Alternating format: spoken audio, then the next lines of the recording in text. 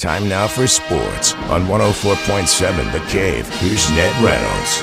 Mike, the intern, Ned Reynolds, in the studio Tuesday morning. Judge made a decision yesterday that got everyone up in arms. From my perspective, your thoughts on the situation? Also up in arms. This is most interesting. Now, the judge who heard, this is the case of Brandon Sorsby, who is a kid who has kicked off a couple of football teams for gambling. Okay. The judge who heard his appeal, and Sorsby wants to transfer, is a respected longtime lawyer and judge. But what on earth is this guy thinking in allowing Brandon Sorsby to play again? Now, Sorsby was at Indiana University. He was a backup to a number of very good players at Indiana. Well, he was also found to be betting on games, and that's no-no.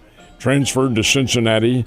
He was found to be betting on football games there. Now he wants to transfer to Texas Tech. But in the meantime, the NCAA went and did some investigating and discovered he had bet as much as $90,000 on football games. They permanently banned him because there is a rule, just like there is in baseball and professional football and so forth, no gambling. Well, he admitted it. And he goes to a gambling rehab. Well, he applies for transfer to Texas Tech, and the judge at Texas Tech in Lubbock, Texas, says, yeah, okay. This is, Mike, it's almost like a Saturday Night Live parody. Hey, let's go rent a judge here, find out if we can overturn everything in the world. It's what it is. A judge a day. If this guy doesn't work for you, let's get another one. And it just is utter nonsense, and it is symbolic, in my opinion, of the chaos that's going on in college athletics today. And I have to say it, until the federal government gets involved and Congress makes official laws as to what's going on and what you can and cannot do, that's the end of it. This is things like this are going to happen. It just does not make any sense. I think it's interesting, too. To me, it seems as almost as if a microcosm of what's actually going on in a bigger picture. That's what I'd say, yeah. Across the government. So getting the government involved ain't going to really change much because, again, if they don't like it, they'll just get another judge, just like you said. But, yeah, part of this, too, is this guy is a young kid, right? And he also is a microcosm of what that generation in gambling have done. You've got kids that are in their early 20s that have got serious gambling addiction, and you can see it. This kid's got all the talent in the world, but he's dropping $90K on betting, at that age? Even more than that. Now, there is a rule. I will tell you this. There is a rule that the NCAA said, yes, a college athlete can bet on other sports. Not the sports but they play. Not on his sport. Yeah, totally. And this kid is $90,000 in football, which is his sport. Come on, people. It's obvious what the circumstance is here, and I'm all for giving people second chances, but this is a fifth, sixth, and seventh chance for him. Yeah, but like I said, the point is, the scary thing is that he, again, is like a microcosm of his generation, and there's a lot of kids that are going through the same thing, and it's scary, to say the least. Now, a guy like Ned, your part in life, you want to blow all your money on whatever sport you want, c'est la vie, my but friend. I'm allowed to do that. I know. And I have no eligibility remaining. Of course, we had the NBA Finals last night, but before we get into that, the Stanley Cup's been pretty damn good, too. This is very interesting what they're going to do because tonight they play out in Las Vegas, and the Golden Knights already have a lead. This is the Las Vegas Golden Knights. Have the lead over the Carolina Hurricane, who were favored 2-1. A win for Vegas tonight, obviously, makes it 3-1, and one win away from hoisting the Stanley Cup. So we'll see what happens. I think when they go into this one night, there's going to be an awful lot of hard checking on the ice in Las Vegas, which sounds like a paradox if there was one. Ice in Las Vegas, but that is the case. They play at the T-Mobile Arena, which is a great place out in Las Vegas. Beautiful and venue. It seats about 18,000, 19,000, somewhere around there. We'll see what happens, though. This is game 4 coming up tonight. What's crazy is that I've been out there several times in the last few years, and that city really loves that hockey team. That's the first one. It's crazy because of all the sports that they're trying to get in Vegas, and you kind of feel bad for the Raiders because they don't really have a home team, but yada, yada, yada. The Las Vegas Knights definitely have a home team in If Sin the City. Raiders were to win on a regular basis, yes, I think they'd get the fans in there. But keep in mind, they are not the first pro team. The Golden Knights are the first pro team out there, and the city has adopted them. Takes time, too. The St. Louis Cardinals rolling, but also seems like they've got something else on their mind, Well, too. they made a roster move yesterday. It's a little bit surprising, but then when you look at the numbers, is it all that surprising? They're sending Victor Scott down to the minor leagues to get his batting eye back. He's hitting at 194. Now, Victor Scott was with the Cardinals all of last year and much of 2024. Of course, he began down here, All-America at West Virginia, and the University of West Virginia's all-time leading base thief. But he only has 9 stolen bases this year and been thrown out 7 times. So the Cardinals hierarchy, Chaim Bloom and company, are thinking maybe just a little sojourn down with Memphis to get his eye back where he can play every day. Maybe that will help. In the meantime, Nathan Church is off the disabled list now, and he's ready to play when the Cardinals take on the New York Mets tonight. But fact is that Victor Scott, at least for now, going back to the minor leagues. Admittedly, a little tired, a little slow and go this morning because I stayed up a little bit past my bedtime watching Game 3 of the NBA Finals in New York City. Very physical game. And Spurs just, I think, you could tell that the Knicks kind of got gassed towards the end. Spurs just had a little bit more left in the tank, I think. Well, they had Victor Wembanyama. That too. And when he wants to play, he's only 23 years old, folks, and he has a world of talent.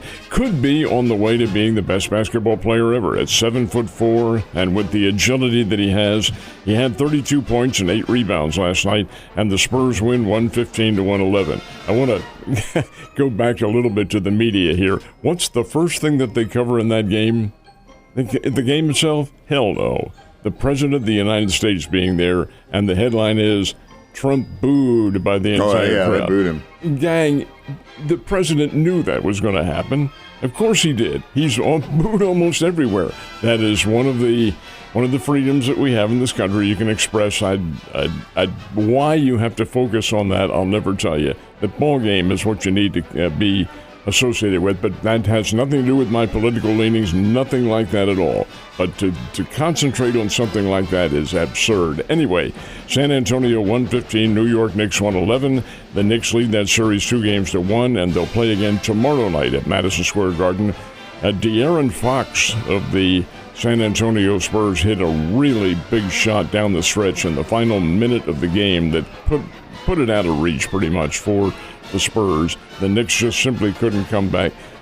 Brunson was nothing short of outstanding. He scored 32 points, too. 32 points. And that little dude, say what you want about Wemby. Wemby, again, he's on his way to being one of the best of all time. But you got to give it up to that kid from New York, because, man, he is out there sweating and working his butt off. Philadelphia kid. Of course you like from this Villanova, guy. which is my school's arch rival, and you don't even want to mention him. Anyway, Stephon Castle, who's a UConn player and a great star at UConn in Connecticut, had 21 points as well. But Fox hit that big shot in the final minute that really put it over the hill. Spurs win 115-111, and it's now New York leading the series 2-1 coming up tomorrow night, Madison Square Garden, and there's a hint that Trump may go again to it. He's a Knicks fan. He's from New York. New York's a city, man. World Cup starts this week on Thursday, right? That's correct. And it will start down South America in Mexico. The first game is in Mexico City, and that will be Mexico against South Africa. The second game, also in Mexico, will be in Guadalajara, and that matches up South Korea and Czechia. So this is an interesting series coming up. Then the USA will play on Friday night. That's the opener for the United States team in the World Cup. And they will play Paraguay. And that will be at SoFi Stadium in Los Angeles, home of the Los Angeles Rams, who are being penciled in as the favorite to be in the Super Bowl, which happens to be at SoFi Stadium in L.A. this year. That's a busy place. Anyway, USA versus Paraguay, and that will be the USA's first game in the World Cup. Last but not least, UFL's coming to an end, or at least their season is, before training camp starts here in just a little over a month for the NFL. And, in recent years, the St. Louis Battlehawks are getting a lot of coverage, and it seems like that city's starting to rally around that team. that continued into this year? No, it did. Well, they were there. They were in the semifinals, but they didn't make it to the championship round. That's going to come up between a new team, Louisville, and the D.C. Defenders. That's the team in Washington, which is where the United Cup, I think, is what they're calling the championship. That'll be played coming up this weekend. Anyway, the TV ratings are what's the key here. And how have the ratings been for the United Football League? Well, they're up a little bit from over last year, about 15%. But, Mike, we're talking about numbers here that are really not comparable and in a lot of cases not acceptable. Okay, now what do I mean by that? Well, you're never going to be able to compare this to the NFL. NFL games draw 7, 8, 9 million viewers. Well, the average in the UFL is 600,000. That's the average. Now, they had better ratings this year to some of the games, but again, when you're looking at TV numbers, that's not very good at all. So we'll see how this carries over into the future. The UFL is planning on being back again next year, but while the crowds were also up a little bit, there's still, 10, 11, 12,000, except in St. Louis where they have 30,000. It still is, it has trouble catching on. And why does it? Because it's out of season. You've already had the NFL, which is the biggest show in this country, and indeed the UFL trying to make dents. I just wonder if it's going to be able to sustain itself. Well, hopefully they can, because I know that in recent years the NFL has picked up a few players from the UFL in the regular season, so it's almost becoming a nice little minor league for the big leagues. Ned, have a great day, and I will see you tomorrow.